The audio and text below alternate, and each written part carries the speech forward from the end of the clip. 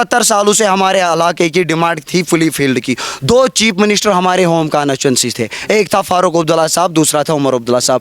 कई बार हमारे लोग उनके पास गए, मैं भी एक बार गया। जब तक हमें अपना बंदा, अपना लीडर जीत के नहीं आया, तब तक हमें प्ले फील्ड नहीं दिया। हम क्या अब इनसे एक्सपेक्ट करें? आप फारूक साहब से मिलने गए थे कि उमर साहब से? उमर अब्दुल्ला साहब से हम डेलीगेशन लेकर गए थे, तब तो मैं 8th क्लास में पढ़ता था। तो क्या माहौल रहता था? जैसे मान लीजिए ये तो अपने दरवाजे बंद रखते थे, इनको बोलते थे भाई हमने आपको वोट दिया, जिताए, तो बोलते थे हम आपको जानते नहीं है, ये सियासी टूरिस्ट है, ये सियासी दलाल है, ये कहाँ सियासतदान है? अगर ये सियासतदान होते हैं, सियासतदान वही होता है, वही लीडर अपने कौम की नुमाइंदगी अच्छे तरीके से करता है, जिसको कौम का दर्द इधर हो।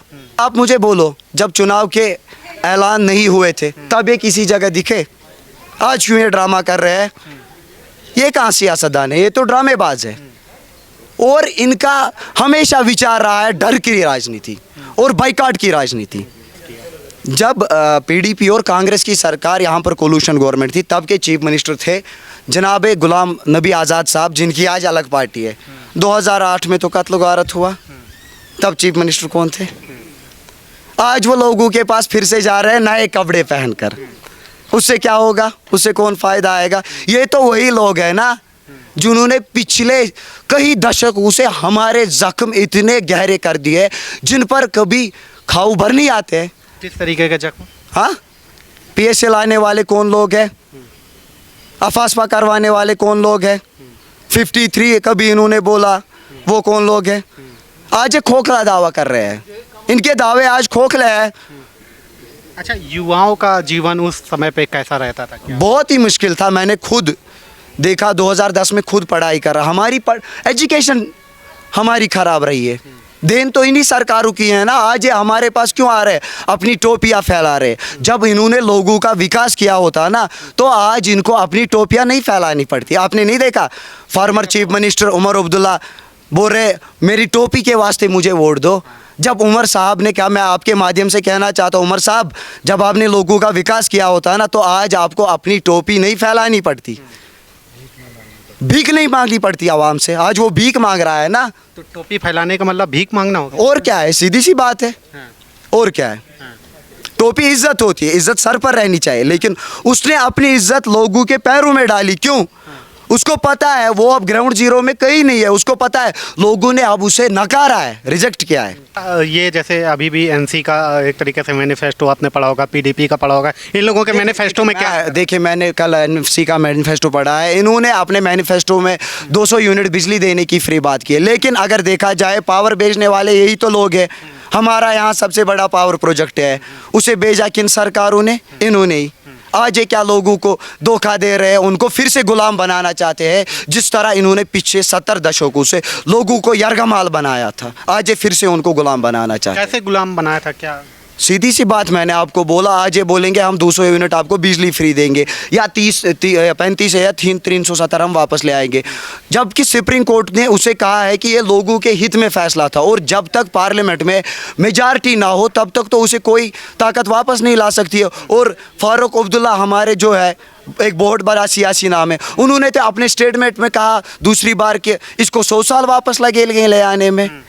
ये कौन सी राजनीति करते हैं? ये तो डर की राजनीति करते हैं, सीधी सी बात है। अच्छा, कांग्रेस भी साथ में है एनसी के, तो उनका साथ कितना मजबूत हाथ का दे पाएगा? हमारे लिए कोई भी हो, हमारा स्ट्रॉन्गेस्ट कैंडिडेट इंजीनियर एजाज साहब है, क्योंकि इन्होंने पिछले 4 सालों से ग्राउंड जीरो में लोगों का विकास किया है, डेवलपमेंट किया है।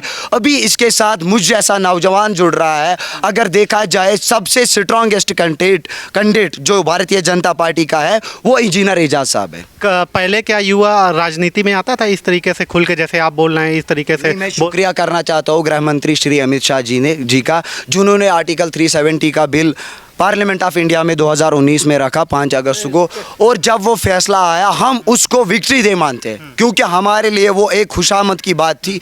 देखो, हम एक देश के वासी हैं। हमारी श्यामा प्रसाद मुखर्जी ने बोला था, जो भारतीय जनता पार्टी का एक जाबाज सिपाही था, उसने बोला था एक प्रधान, एक विधान, एक निशान। और हम एक देश के वासी हैं और हमारा मज़हब कहता है जिस मुल्क में आप पैदा हुए हो, जो आपकी जन्मभूमि है, उससे मोहब्बत करो। तो हमें अपना मज़हब सिखाता है कि अपने मुल्क से मोहब्बत करो। ये जो लोग हैं ये डर की राजनीति आज भी कर रहे हैं, आज भी ये लोगों को डरा रहे हैं। भाई बीजेपी एंटी मुस्लिम है, आप दिखाओ मुझे कश्मीर में कहाँ पर बीजेपी ने मुसलमानों पर शासन किया, कहाँ पर किया? उमर साहब तो कह रहे हैं कि बीजेपी अगर इस तरीके से लोग उनको मौका या कुछ भी करते हैं तो जैसे योगी जी यूपी में बुलडोजर नहीं चलाते, वैसे मुसलमानों के यहाँ पे भी हाल हो जाएगा। नहीं, वो तो बौखलाया हुआ है, उसे तो पता है लाल चौक की सीट भारतीय जनता पार्टी के कक्ष में आने वाली है, इसीलिए आज उनको बौखलाहट है, वो कुछ भी बोलेंगे, उनका तो रहा ही है डर। और दूसरी बात सीधे अल्फाजों में आपको बोलूँगा, वो तो झूठ की राजनीति करते हैं, वो तो कुछ भी बोलेंगे। अच्छा, योगी का नाम जब कश्मीर के लोग सुनते हैं तो क्या माइंड में आता है कि वाकई में मुस्लिमों के साथ ऐसा योगी जी अत्याचार करते हैं जो इन लोगों की तरफ से बताया जाता है? नहीं, सियासतदान का इनका तो रवैया रहता है मीडिया पर एक दूसरे पर वार करना, लेकिन ऑन ग्राउंड जब सही देखा जाए, सही मायने में, तो योगी जी ने तो मुसलमानों पर कोई अत्याचार किया नहीं। कहाँ पर किया? कहते हैं बुलडोजर चलवाते हैं। कहाँ पर बुलडोजर चलवाए? मतलब देखो, आप लोग जो क्या स्टेट लैंड होती है ना, हमारा दीन भी कहता है उस पर, शरीयत भी हमारा कहता है उस पर सरकार का हुकूक है। ये तो बौखलाए हुए, ये तो सीधी सी बात है, इनको तो बौखलाहट आज है। आम कश्मीरी, आम युवा जब योगी जी के नाम सुनता है तो क्या मैं भी क्या, तो आम युवा हूँ ना, तो क्या जहन में आता है, क्या उनको सोच करके आता है? नहीं, भारतीय जनता पार्टी का नारा रहा है सबका साथ, सबका विश्वास और सबका प्रयास। हम डेवलपमेंट के साथ हैं, हम उनके साथ हैं। अच्छा, इनके बारे में क्या कहेंगे? मुफ्ती की पीडीपी का क्या हाल है इस समय यहाँ पे कश्मीर? वो तो ग्राउंड में कहीं भी दिख ही नहीं रहे हैं। आज वो बोलेंगे हमें वोट दो भाई। ये वहाँ पर मुफ्ती साहिबा थी ना, जिन्होंने बोला था बच्चे क्या टाफी लाने गए थे, जो 2016 में यहाँ पर कत्लो गारत हुआ था, उसका जिम्मेदार कौन है? तब तो चीफ मिनिस्टर हमारी महबूबा मुफ्ती साहिबा थी ना। आज वो क्या बोलेगी कि भारतीय जनता पार्टी गलत है? कहाँ पर गलत है? कहाँ पर गलत है? ज़रा आप भी बोलो ना। ये अपने डेवलपमेंट के काम गिना, या मैं इनको गिनवाता हूँ। एजाज साहब ने अपने DD टेनवर में कितना डेवलपमेंट किया? 83 और 87 में रिगिंग की। आज जो कैंडिडेट भारतीय जनता पार्टी के कैंडिडेट के खिलाफ लड़ रहा है ना, या जिसको बोलते हैं एहसान परदेसी साहब, उनका नाम है, तब उसका बाप गुलाम कादिर परदेसी साहब डिस्ट्रिक्ट का DC था, कलेक्टर, यहाँ पे लाल चौक नहीं पूरे श्रीनगर का। तब 83 और 87 में रिगिंग की, उसका जिम्मेवार कौन है फिर? वो तो MLC भी रह चुके हैं गुलाम कादिर परदेसी साहब, बट वो तो किसी जगह दिखे ही नहीं। आज ये खोखले दावे करे, अब भाई हमें एक मौका दो, इतने मौके थे इनको हमने फराहम किए। आज युवा चाहता है कि कोई नया फेस आ जाए, नया फेस ऑलरेडी आ चुका है मैदान में, इंजीनियर एजाज साहब, और आप देखेंगे ऐतिहासिक जीत होगी और जम्मू कश्मीर से पहली वो सीट होगी जो भारतीय जनता पार्टी की होगी। क्या बताइए कि जैसे मतलब यहाँ पे तो कहते हैं NC और PDP यही सारे लोग हैं, इन लोगों का एक तरीके से बहुत काम किया, जो भी किया इन्हीं लोगों की ग्राउंड पे पैड है। देखिए, मैं इनको बताता हूँ, आप अपने काम गिनाइए, और हम 9 सालों में या 10 सालों में जब से भारतीय जनता पार्टी केंद्र में आई है, हम तब से गिनाएंगे। आप भी अपने साथ लाइए वो काम। देखिए, इन्होंने एक साम्राज्य बनाया है, इन्होंने एक आम लोगों के दिलों और दिमाग में एक दहशत पैदा की है। हर किसी, आप महकमे जाओ, इन्होंने अपने अपने बंदे रखे हैं नौकरी पे, कोई गरीब नहीं, अपने रसूख वाले रखे हैं, अपने नाम जो इनके साथ जो इनकी कैंपेनिंग करते थे वो बंदे इन्होंने अपनी डिपार्टमेंटों में रखे हैं, वो चलाते हैं इनका शासन। तो इनकी बड़ी पकड़ है, मगर ये साम्राज्य नहीं रहने वाला, क्योंकि अब केंद्र की सरकार में भारतीय जनता पार्टी आएगी, और इंशाल्लाह हम 5 तारीख को भारतीय जनता पार्टी का एक झंडा फहराएंगे, वो भी घंटाघर के सामने, वो भी जीत का और एजाज। अच्छा, ये जैसे आपने कहा कि NC वगैरह की जो पकड़ है वो हर उस पे एक तरीके से डिपार्टमेंट में अपने लोगों को बैठा के, हाँ जी, वो तो उसमें कोई शक नहीं है। इन्होंने अपना साम्राज्य बनाया, मैं बार बार कह रहा हूँ और अब भी कह रहा हूँ। अब इनकी वो नहीं चलने वाली, वो राजनीति घिसी पिटी। अब लोग उजागर हो गए हैं, युवा अब पॉलिटिक्स में आ रहे हैं। जिन युवाओं के पास हाथों में पत्थर होते थे, अब उन्हीं के पास कंप्यूटर पेन होते हैं, वही आज पॉलिटिक्स में आ रहे हैं। तो इससे बड़ी बदलाव नहीं आ सकता कश्मीर में। बस यही मेरा कहना है। अच्छा, ये जो उमर साहब योगी जी वाले उसको हवाला दे रहे थे कि बुलडोजर जैसे यूपी में चलता है उसी तरीके से अगर आ गई तो यहाँ पे भी मुसलमानों पे बुलडोजर चलेगा।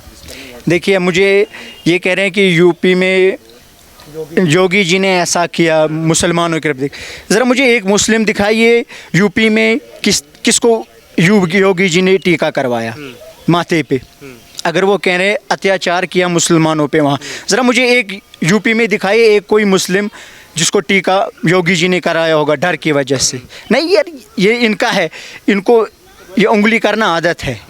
देखो, ये कह रहे थे जब तक हमें स्टेटहुड वापस नहीं मिलेगा तब तक हम इलेक्शन में नहीं उतरेंगे। भाई ये सप्ताह के भूखे हैं। अब ये एक सीट पे नहीं, अब 2 सीट पे एक कैंडिडेट बने हैं।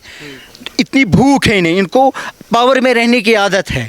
नहीं, अब इनके पास पावर नहीं रहेगी, अब आम जनता के पास पावर रहेगी। अब मिडिल क्लास फैमिली से एक बच्चा निकलेगा, वो हुकूमत करेगा, वो अपने लोगों की सेवा करेगा। अब इनकी तीसरी पीढ़ी आ गई, वो कैंपेनिंग कर रहे हैं अपने बाप की। भाई ये इनकी जागीर नहीं है। बेटी भी कर रही है। हाँ, अब इन्होंने देखो, अब उनकी तीसरी पीढ़ी है, इनकी चौथी पीढ़ी आ गई अब सरकार में। भाई ये क्या इन्हीं का जिम्मा है, इन्हीं को राजनीति करनी है? क्या हम गरीब नहीं कर सकते? अच्छा, इन लोगों को चुनती क्यों थी यहाँ की जनता, जब मतलब आपको लगता है कि पीढ़ी दर पीढ़ी बस राज करने वाला काम था इनको? देखो, इन्होंने वो साम्राज्य फैलाया था, तब जो यहाँ के कश्मीर थे वो सिंपल थे, ये अपने कारोबार के साथ मसरूफ़ थे। पता इन पे जुल्म व सितम किया इन्होंने, नेशनल वालों ने। बस पकड़ते थे और यही छुड़वाते थे, वो भी वैसे लेकर। मतलब यही लोग पकड़वाते थे, यही लोग छुड़वाते हैं। फिर क्या? देखो, आज अब नीट का देखो सिलेक्शन हो रहा है। आज एक गरीब बच्चा एक सरकारी स्कूल से निकलता है, वो नीट क्वालिफाई करता है। वो क्यों करता था? इनके ज़माने में नहीं होता था। इनके ज़माने में वही करते थे क्वालिफाई जो इनको रिश्वत देते थे। हमारे यहाँ पे एक बड़ी एक बाप दादाओं का एक बिज़नेस था, स्टोन क्योरीज। जब भाजपा के साथ इन्होंने गठबंधन किया था पीडीपी ने, उस समय इन्होंने कहा था हम कश्मीर को संभालेंगे और जम्मू को भाजपा संभालेगी। तब हमारे कंसर्न एमएलए बने थे मोहम्मद अशरफ मीर। वो पीडीपी में रहकर उन्होंने हमारी रोज़ी रोटी पे बैन लगाई। आज हम बेरोज़गार हैं, हम परेशान हैं। अगर हम ड्रग्स में अगर हम जा रहे हैं, कोई युवा अगर आज की डेट में अगर कोई ड्रग्स में जाता है, वो इन्हीं की बदौलत है, इन्हीं की देन है। अगर इस इलाके में आप देखो, अथवाजन से लेकर खुनमू तक, अगर कोई भी बेचारा ड्रग्स में किसी नशे में अगर मुब्तला है, वो इन्हीं की देन है। इन्होंने बैन हमारा जो बिज़नेस है वो करवाए, इसकी वजह से हमें परेशानी उठनी पड़ी, डिप्रेशन का शिकार है।